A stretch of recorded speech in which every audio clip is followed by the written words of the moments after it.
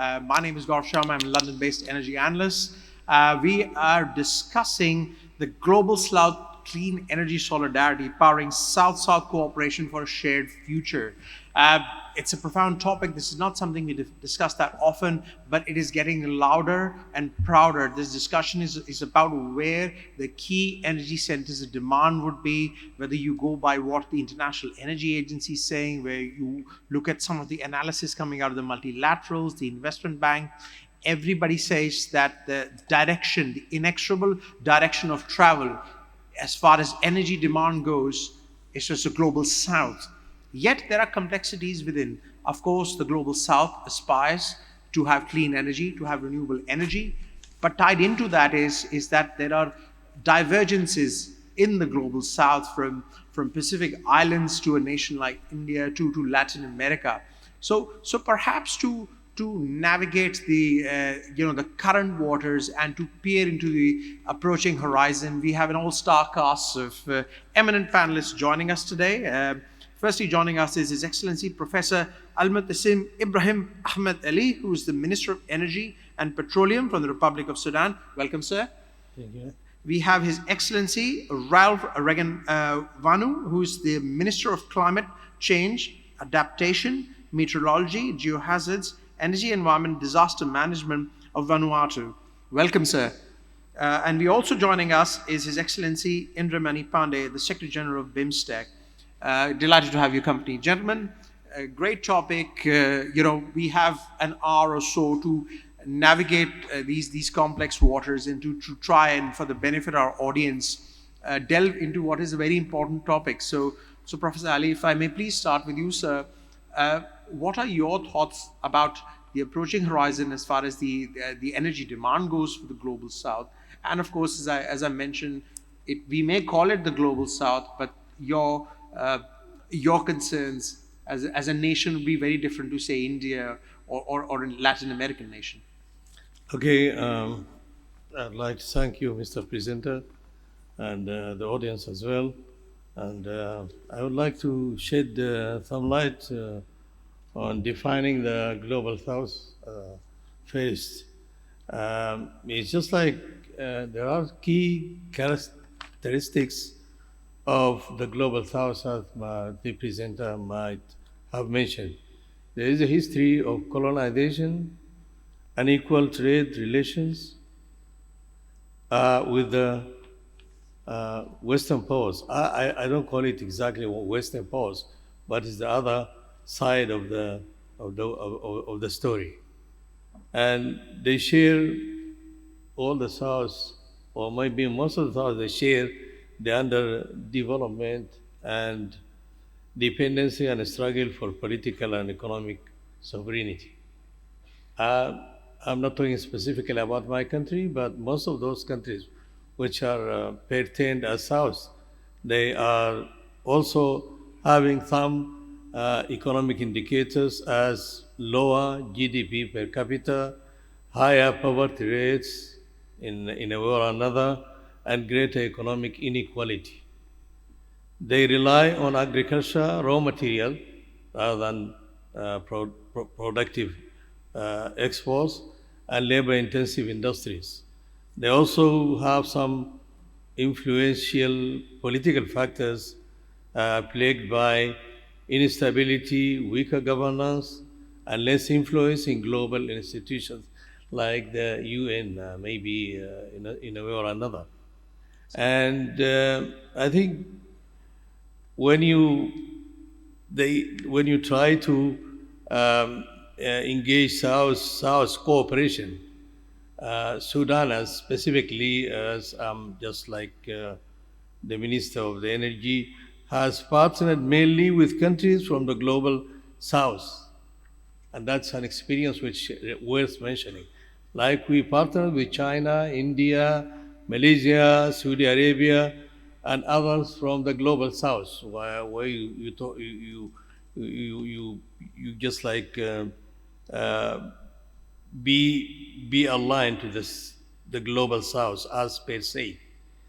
Social and development issues, higher burdens related to healthcare, education, infrastructure, and climate vulnerability, which actually necessitates the cooperation between the south to south.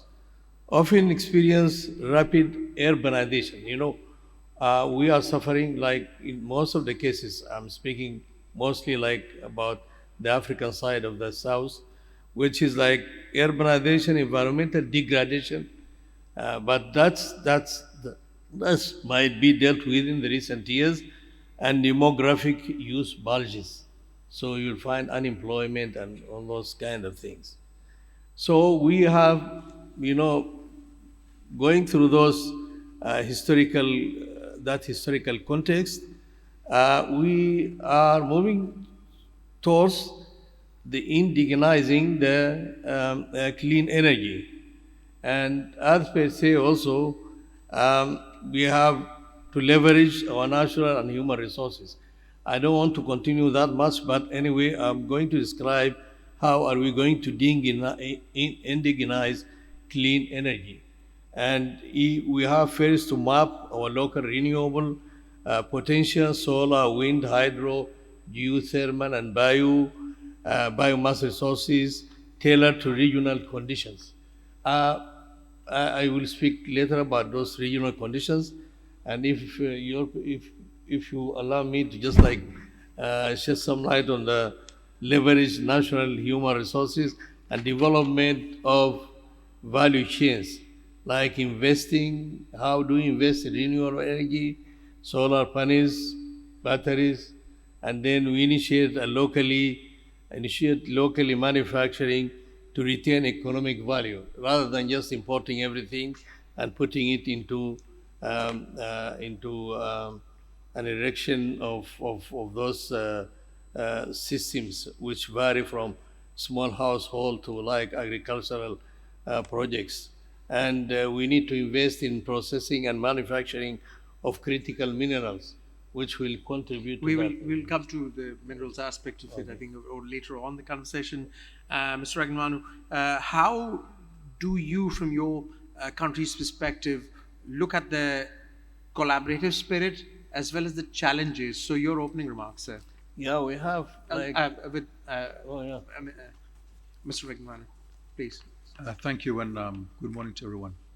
So I come from a very distinct and very unusual group of countries of the Global South, which is the small island developing states. So Vanuatu is a country in the Pacific Islands region. There's about 17 independent states in the Pacific Island region, very small populations, very small land sizes, and a long way from everything across the ocean. Similar to the Caribbean states, which also sits, and also there's Seychelles, Mauritius, Maldives in the Indian Ocean. So South states, but very specific characteristics. And one of them is our vulnerability to climate change. And so we generally have taken a very ambitious view on the transition to renewable energy sources. And that's because the effects of emissions-driven climate change, we experience it in the front lines. So it's part of our mandate to make sure that we develop our energy sectors that are low emission. We have low emission pathways. Also, of course, the issue of security. We have to, if we are going to continue to use fossil fuels, we rely on markets thousands of kilometers away to provide them. And for example, Fiji, Vanuatu, Solomons, a group of countries in the Southwest Pacific, we import our fuel from Singapore, and before that, somewhere else. So it's a long way, and it's very insecure for us because we're also subject to extreme weather events getting worse every year because of climate change. So we must develop local renewable energy sources, and that is the path we are on. And to leverage, because we are so small and so distributed, we have to leverage working together. And in the Pacific, for example, we have the Pacific Islands Forum. So in Caribbean, you have CARICOM. So groups of states which come up with our own energy policies for the region, where we manage to pool technology, standards. Standards are particularly important, and I must say that we are running behind the industry in terms of setting standards. We are still behind in terms of setting, for example, for the Pacific, vehicle standards or emission standards, these kind of things. So we rely on having our, what we call our crop agencies, our regional agencies, who work as membership-driven bodies to set these standards for all of us in consultation with all of us. And I think, the reason I am here from so far away is we see the enormous potential of partnering with countries like India. And Vanuatu was one of the founding members of the International Solar Alliance, for example, some years ago. We turned up for that because we recognized that we need to access India's enormous experience in community solar, in the technologies that we're seeing developed. At the moment, we are accessing mostly Chinese technology. We recognize that in this region, in South Asia, there is amazing technology that makes sense for communities with small communities leading to large cities, issues of sea level rise, issues of extreme weather events. So these are things that cause a commonality that we want to see get us to gain more out of. And there are other forums that we are part of with other countries in the South. And basically we have to use these multilateral alliances to find our own strategies to basically meet the three objectives of energy. And particularly in terms of us, it's access. Sure. We have some of the largest populations that still do not have access to regular electricity. So we're entering those markets with renewable energy to start, and we're so far away from the centers where these things are manufactured. It's important for us to establish good relationships with those who are in creating them. Ms. Pandey, if I may turn the floor over to you. Of course, we'd love to hear from you about the collaboration and some of the challenges that the clean tech adoption the Global South faces. But before you go on to that, could you please hear a little bit about BIMSTEC for the benefit of our audience, a little bit about your organization as well, please, sir? A very good morning, Gaurav, to fellow panelists and also to august audience. I'm very happy to represent BIMSTEC here, a regional organization of which India is also a member. I understand BIMSTEC is the only regional organization which is represented here. The idea of South-South cooperation is not new. Since 1960s, the developing countries have been talking about forging more South-South cooperation. What has changed that a number of developing countries have also acquired capacity to assist fellow member states. And in the present geopolitical and geo-economic context, where multilateral institutions are facing a lot of strain, South-South cooperation has become even more important from developing countries' perspective. India, if I can speak for India, has always attached a lot of importance to South-South cooperation. From 1960s onwards, India's ITEC program has enabled capacity building with a number of developing countries, and developmental partnerships of India has grown its breadth and scope and its reach.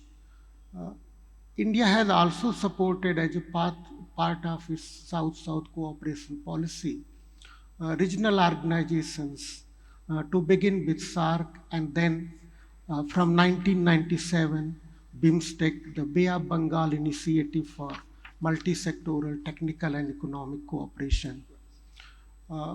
It brings together 7 countries, 5 from South Asia, India and 4 its neighbors, Sri Lanka, Myanmar, Bangladesh, Bhutan, Nepal, and Thailand, also a maritime neighbor. It started with ambition to create a platform where countries could work together on a set of technical and economic cooperation objectives, but it has expanded in its scope. It has all the institutional mechanisms which are needed. So we have regular summits, regular meetings of our foreign ministers.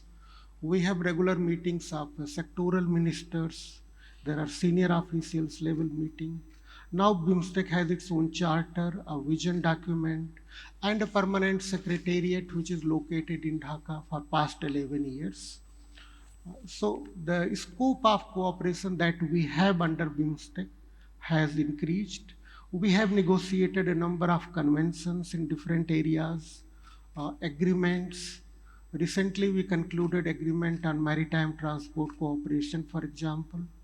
We have signed a number of MOUs, and also we have opened centers of excellence. There are three centers which are already functional: BIMSTEC Energy Center in Bangalore, BIMSTEC Center for Weather and Climate in New Delhi, and BIMSTEC Cultural Industries Commission in Paro, Bhutan. But there are 8 new proposals to create another set of centers of excellence by our member states. BIMSTEC has been supported by India and all the countries in the region because they look at it as a regional organization which can address their shared challenges that they cannot address alone, and they need cooperation with all the countries. And we have support from all the member states to continue with this kind of cooperation. I will speak later about what we do in energy sector, but I would like to conclude this part that organizations like BIMSTEC and His Excellency Minister from Vanuatu talked about Pacific Islands Forum, CARICOM, African Union.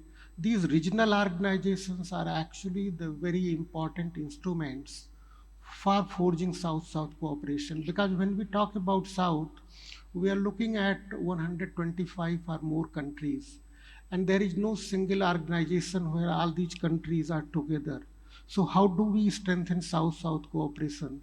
It's through regional organizations that bring in a small number of countries from a specific region. Sure.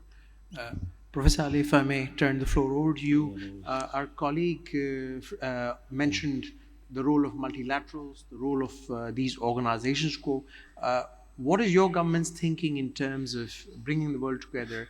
And of course, it needs to be financed. And could the South cooperate on finance? And what role do multilaterals have? Yeah, I think before I answer your question, I would like to shed some light of the situation in my country, which actually enhance, the south to south and on the renewable energy. You might actually know that we have been through a conflict for the last 3 years, and our infrastructure pertaining to energy has been largely affected, and there is a large extent of destruction. So we have to rebuild that energy sector in collaboration with our partners, our maybe neighbors, and our institutions which we think that they are ready to help. And we have to foster South to South cooperation in that regard. So we share knowledge and technology, because also we need the enhancement in that area, and we should create some sort of a leverage from the energy markets like the Asian power grid and the Africa single electricity market to enhance our resilience and optimize our resources. We have to, as you have mentioned, joint financing mechanisms, pool resources through initiatives like the South Africa Renewable Energy Initiative and the BRICS, as you know, and the New Development Bank to fund projects with better terms than the northern-led institution which we have been experiencing. And then it also came to our mind that comparatively, I think the like-to-like might be the best option, rather than going to maybe a vast area of discrepancies between our country and the north. We have to secure tailored financing and de-risk like investment, like using the public funds and guarantees to attract our private capital for early engagement in projects. And then we can move on and then we can refund, the projects from the returns, of the projects themselves. Like what we are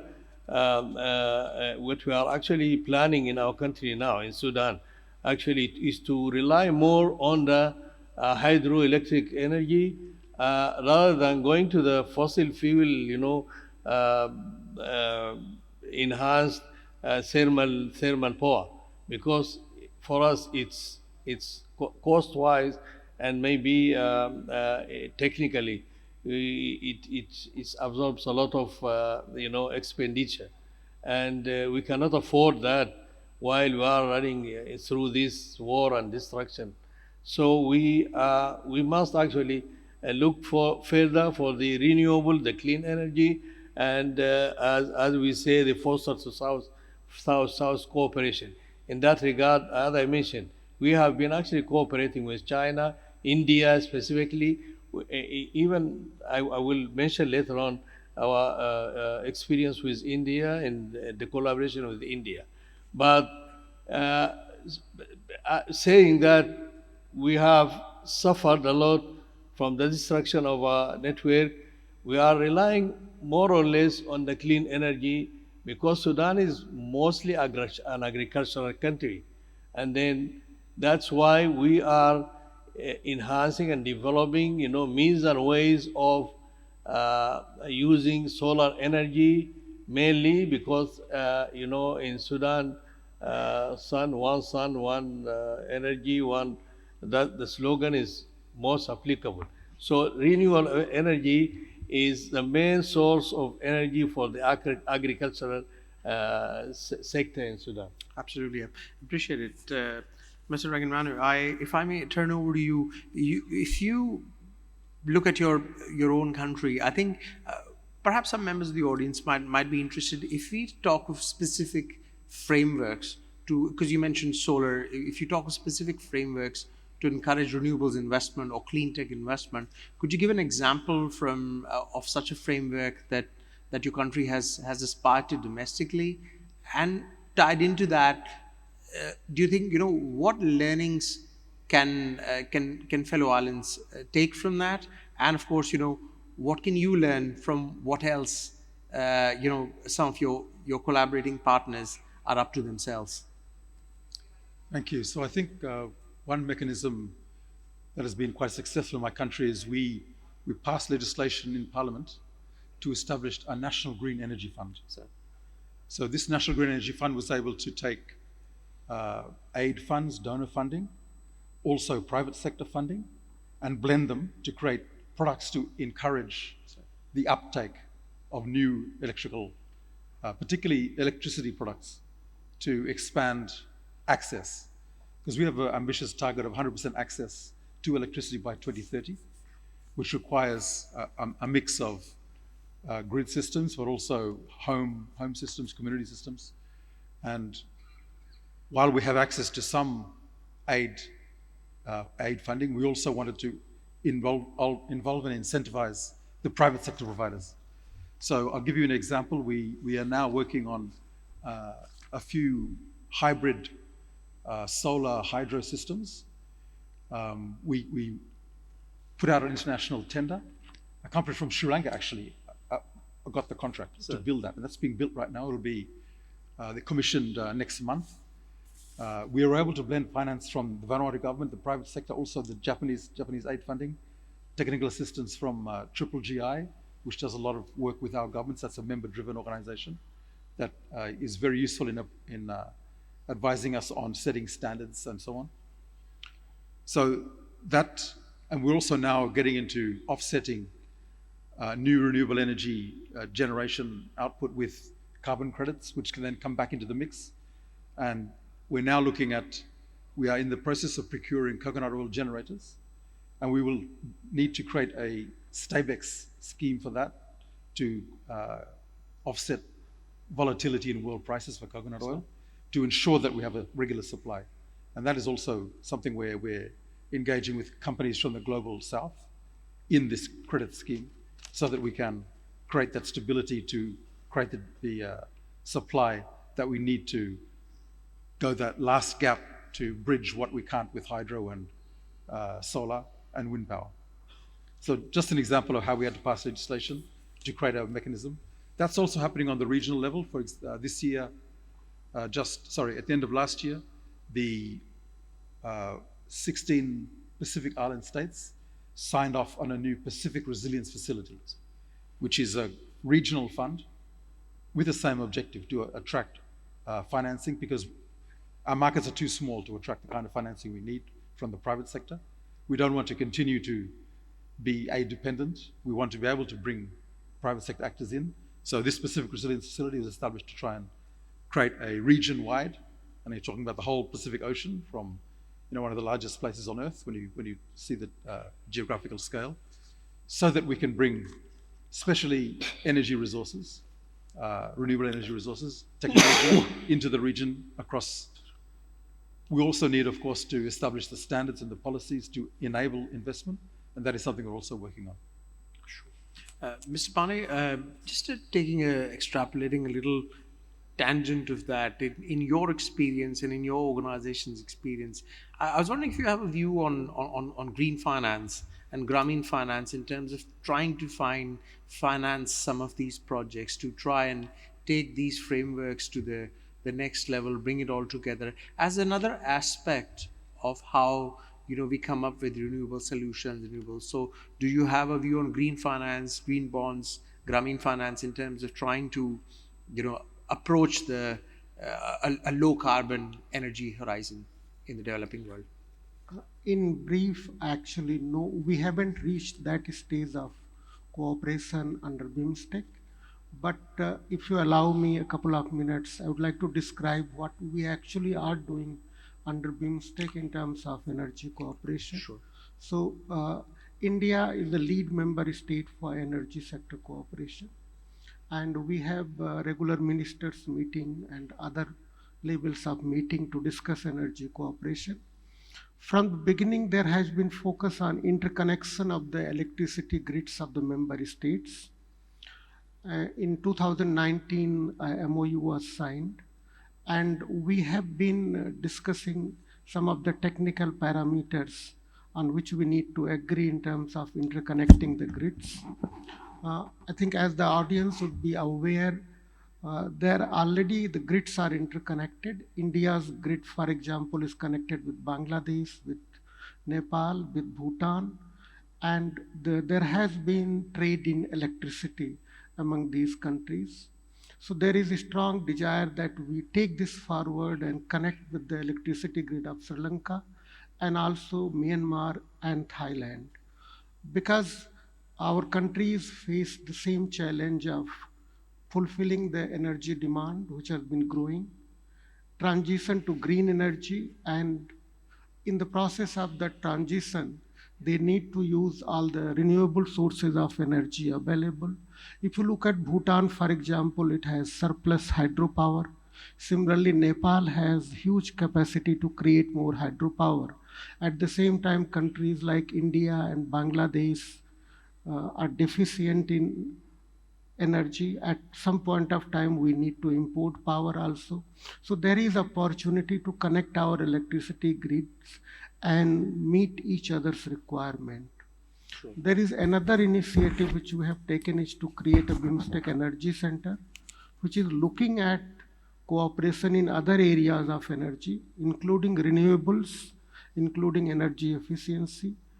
And we have started working together with International Solar Alliance, which is headquartered in New Delhi, in order to take forward cooperation in solar energy among the BIMSTEC member states. There is a proposal to discuss investment opportunities among the BIMSTEC member states in energy sector, how we can promote mutual investments. And in that process, perhaps in future, we would be looking at finance aspect also. But at this stage, these are the three initiatives that we have taken in energy sector. Sure. May I just, could I just have just a word to our technical colleagues? The counter seems to be jumping. Could you give me a 5 and a 10-minute warning? Because just give me a 5 and a 10-minute warning. Thank you. Professor Ali, if I may come to you. We colleagues spoke about interconnectivity of the grid, about wider collaboration. The continent of Africa has a huge potential. So, Yeah. extending beyond your own borders, what is the spirit of regional cooperation? Yeah, I would like to mention, as I said, that the outcome of the conflict, and we're still suffering from it, but we are recovering. We are saying that we have to enhance, the clean energy portfolio as part and parcel of maybe resolving our maybe difficulty. So we, in terms, I just need to refer to the how do we finance now the clean energy, and how do we collaborate with our neighboring countries and our regional, organizations. So, in terms of financing, our central bank has already decided that 12.5% is going to microfinance, and most of that would be dedicated or allocated to the clean energy in helping, as I said, the agricultural sector and even the industrial sector. So it's going to be financed, as my colleague said, that there is special fund which is emerging from the microfinance to finance those projects on the individual basis, and even on the the agricultural societies and industrialized areas.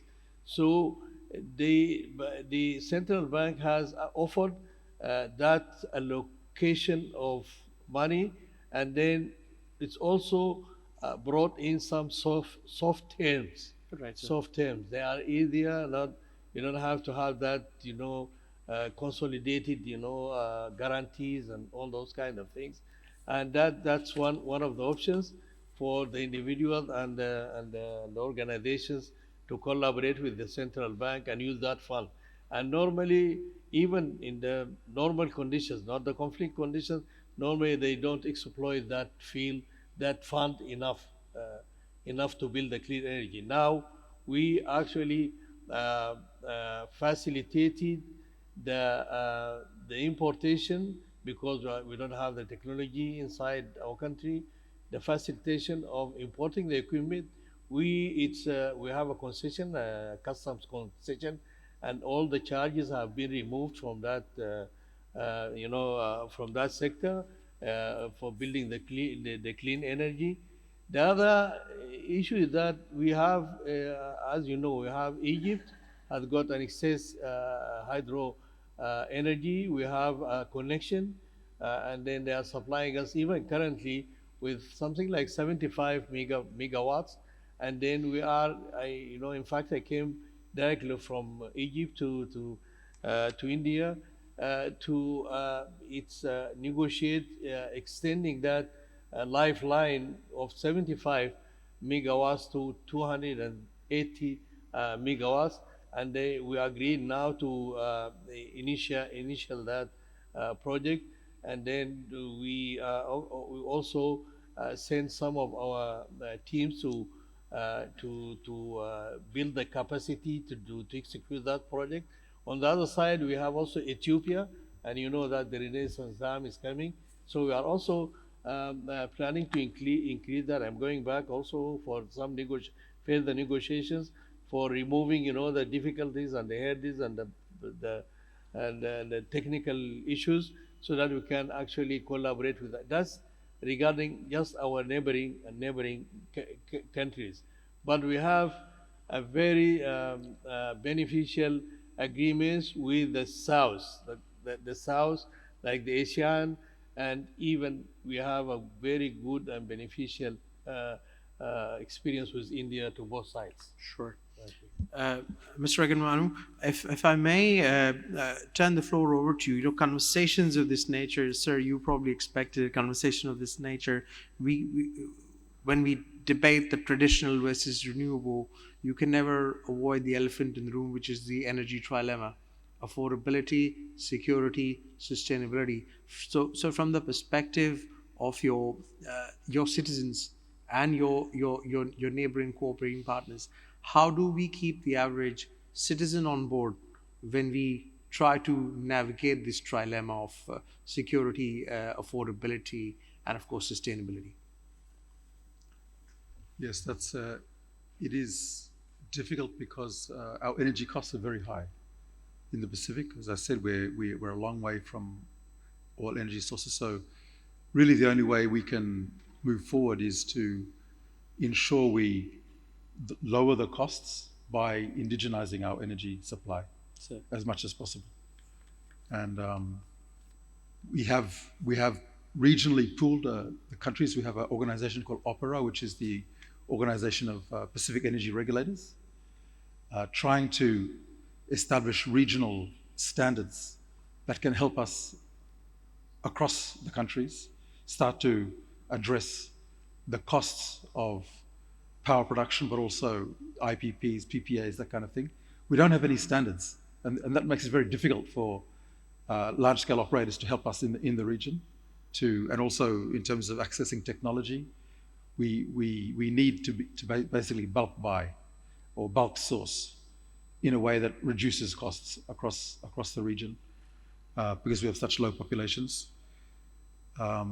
Also, I think because accessibility is still an issue in the Pacific, like for many countries in the global south, how simply providing access to energy, electrification of populations which have never had it before, this also puts us down the pathway of, with islands that are separated by ocean, it's very difficult to have, grids that cross islands.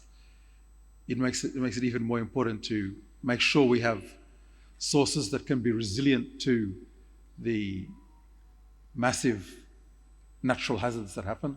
The cyclones, we have earthquakes. We had some of the biggest earthquakes in the world in the Pacific from volcanic eruptions and so on. Constant disruptions. Communities expect to be able to get their power on as soon as possible after these events. We have come up with, in my country, a concession model of operation and management of grids that are established by these pooled funds, government funding plus private sector, and then management in a way that we have very high standards for being able to put the grid back after a disaster. So it is difficult to address those issues, but by indigenizing our electricity sources, our energy sources, we see this as the way forward, especially in an increasingly volatile world, both climatically but also geopolitically. Mr. Pandey, the colleagues mentioned, not within the South itself, there are massive divergences. We heard from the Honorable Prime Minister, Mr. Narendra Modi, yesterday. India appears to be on track for a 500 gigawatt target for renewable energy by 2030. In fact, it might even be achieved before 2030. But within BIMSTEC, about your other members, what is the sort of extent of renewables take up, and what are they feeling, and do they think that they can learn some from India, and of course technology transfer as well within your membership? There are divergences among our member states. For example, Bhutan is the only carbon negative country, and it has committed itself to keep 70% of its territory under forest. At the same time, its energy demand is growing. So that's why India has invested heavily in exploiting the hydropower potential of Bhutan. Bhutan is able to export then that power to India. And in certain occasions, it's also able to import from India. If you look at Nepal again, another example, where there is a huge hydropower potential, and Nepal would like to develop that potential and then to be able to meet the energy requirement of its neighbor, India, and through India, other neighbors too. And there is an example of Nepal trading its power with Bangladesh also. There has been a lot of focus on renewables. For example, in Bangladesh, they have prioritized development of solar power.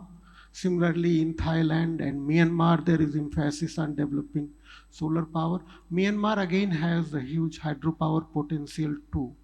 So that's why the BIMSTEC Energy Center is looking at capacity building of the member states in different areas, in enabling them not only to have access to technology, but other aspects of management of power too. And through that process, it's assisting the member states in developing their own capacity. You mentioned the trilemma of challenges that our member states face. I think all of them are facing those challenges. India has managed far more in meeting those challenges than other member states, and that's why there is a huge potential for cooperation. Some of that cooperation is taking shape through bilateral engagements of India with its BIMSTEC member states. And again, to remind the audience, all the 6 countries are India's neighbor. So it's also part of India's neighborhood first policy. And India's policy of ACT is to develop close ties with the countries in the east of India. So BIMSTEC represents, in a way, uh, coming together of all these strands of India's foreign policy. And that's why India's lead in energy sector is very important. And if I may inform the audience that we are also in the process of creating a technology transfer facility, which will be located in Colombo. And this facility would then enable transfer of technology among the member states, which will assist our countries in accessing technologies which are important for the green energy transition, including meeting their requirement for reducing carbon footprint, for example. Uh, BIMSTEC Energy Center is going to focus a lot more on energy efficiency cooperation, because through energy efficiency, we all know we can reduce our carbon footprint by 20 to 25%. So countries are working together in various ways to meet their energy challenges, and India's leadership really matters a lot in that process. Absolutely. Professor Ali, may I ask you, you mentioned some of the challenges, the complexities, and your own, internal issues. The recent COP in Brazil, these very issues came up that we are discussing, affordability, etc. Do you think your country's voice was heard? What were your takeaways from what happened in Brazil, in terms of the direction of travel for the energy mix and some of the challenges you face? Yeah, I would like to say that we have actually realigned our strategy to save our situation. So on the agricultural side, we are mainly moving towards clean energy. So that, as I said, there is a new regulation in place. There are soft terms of financing.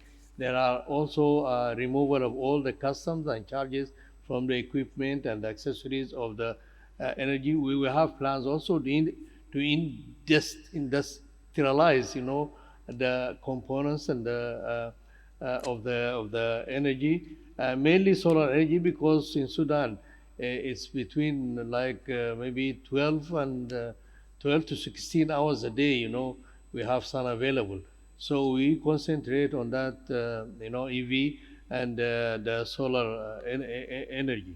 In terms of the challenges we are facing now in our country is, as you said, the energy mix, so that we can say that priority of clean energy is for the agricultural, because in my province itself, we are now, farming about something like 700,000 acres this year of crops, and the feeds of the vegetables and all the like.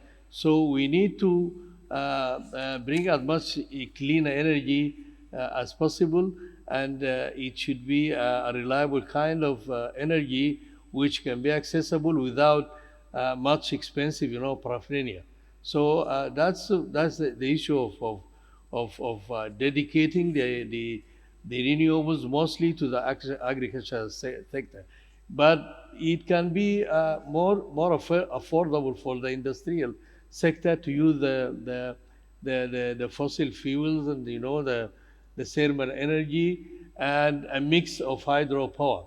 But the hydropower is mainly also now is like tailored to suit the residential, requirements, and the main, institutions like water, water and educational schools and the health institutions. So that's something like we are always looking after, and then there are a lot of challenges which I can abbreviate in just in short term. I will say that we have the challenges there are the challenges to overcome now. They are like the costs and access to capital. So we are, as I said, we are using public funds in a way or another, and then depending on imported technology, that's what we are now having a vivid strategy to start manufacturing those components. Fragmented markets and weak grid, the grid infrastructure, which was like destroyed by the militia who are fighting the government. And we, in terms of policy inconsistency, we are dealt with, and then we have a regulation now which govern the specifications and the capacity gaps in technical. We are collaborating with our South partners like India and other countries. Okay. Sure.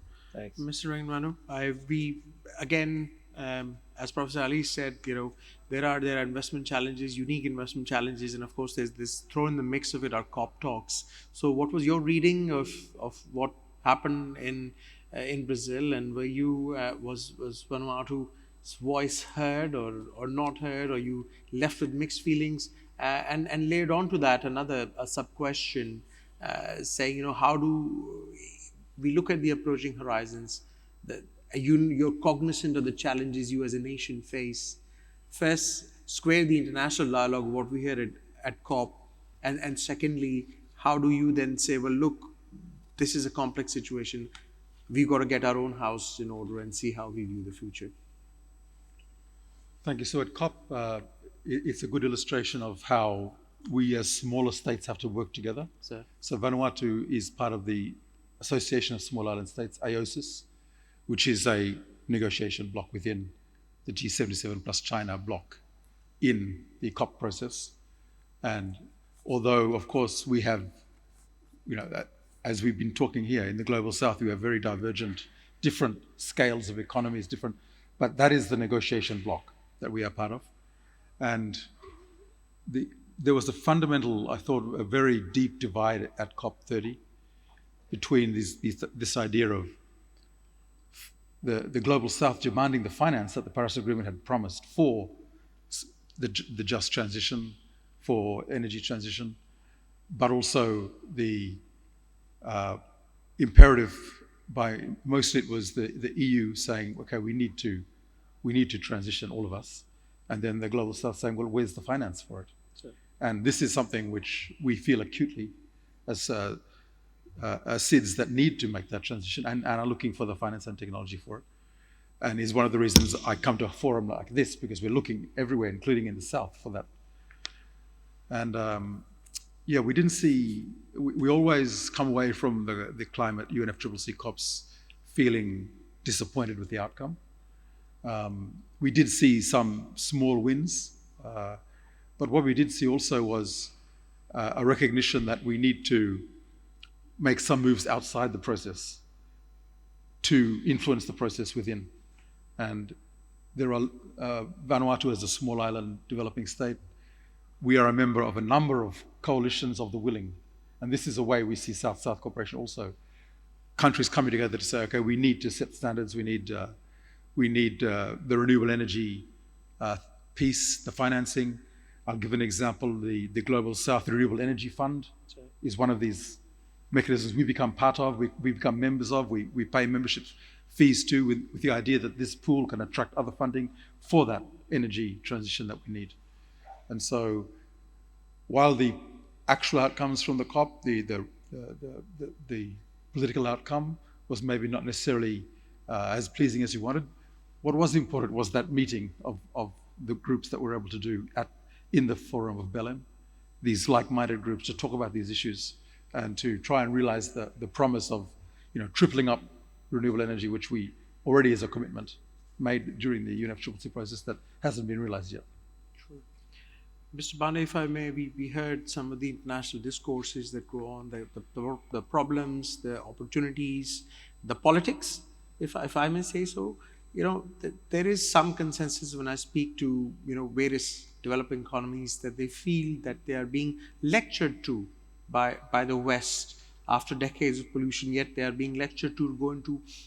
What is your reading when you meet? Do you feel a sense of frustration in the South that the West is talking too much, but the talk is not met with action, and they simply seem to be lecturing the South about going green?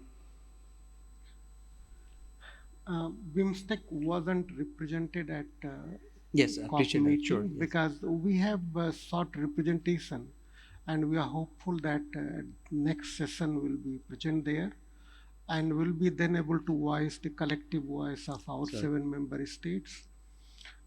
In view of what you mentioned, the nature of the challenges that we face, I would like to underline the theme of this session: need for solidarity among the countries of the South, not only in terms of forging cooperation, but also when they are at the global platform, voicing their concerns together.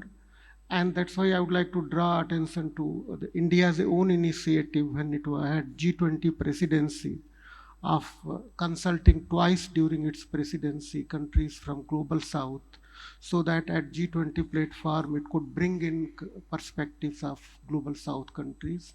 So I think that solidarity is very important, not only in dealing with issues related to climate change, issues related to energy, but other aspects of development too. If we could recall, in 1960s we created a UN conference on trade and development, where we linked the developmental prospects of developing countries with access to trade, access to export markets. And now we need to strengthen the roles of organizations like UNCTAD, other UN organizations, the multilateral institutions, which are facing stress because of attitude of a set of countries. And it's in our collective interest as global South countries to make sure that these institutions remain functional, and we use them as a platform to voice our collective views, perspectives on the issues that impact all of us together. All the countries face the similar developmental challenges, and energy challenges lie at the center of those challenges. Sure. Professor Ali, I'm conscious of time, gentlemen, but just very briefly, we talk about cooperation. Honestly, in a word, are you really getting the kind of international cooperation that this panel has aspired to, and that, or the challenges still persist? Yeah, you're right. But I always say that, indigenize the energy in the global south is about knowledge, needs, and it should be supported by equal partners. That's Absolutely. what I might take. Than dependency by prioritizing the South-South collaboration, inclusive policies, and homegrown innovations.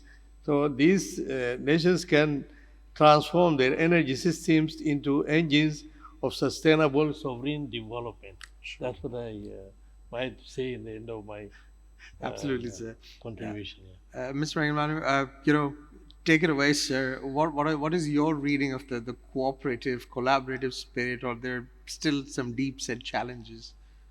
Of course, there's still challenges, but what we're seeing happening in the world today, we need to go in this direction.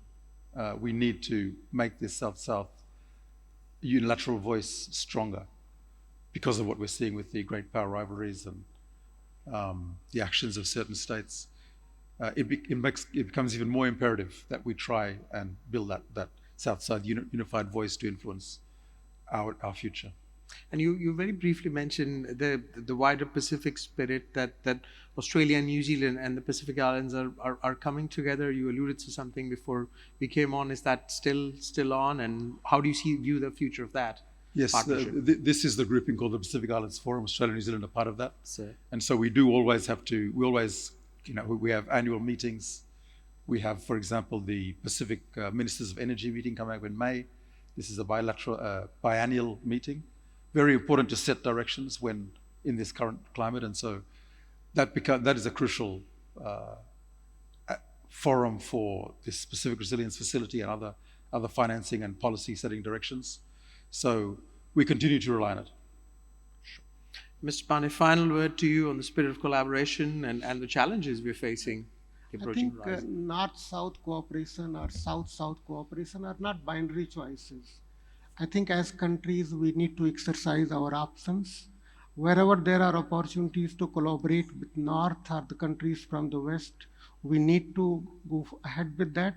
At the same time, we need to remain focused for collaboration among countries of South for one reason, because now we have the capacity. A number of countries from global South, including India, have the technology, have financial resources to help fellow member states.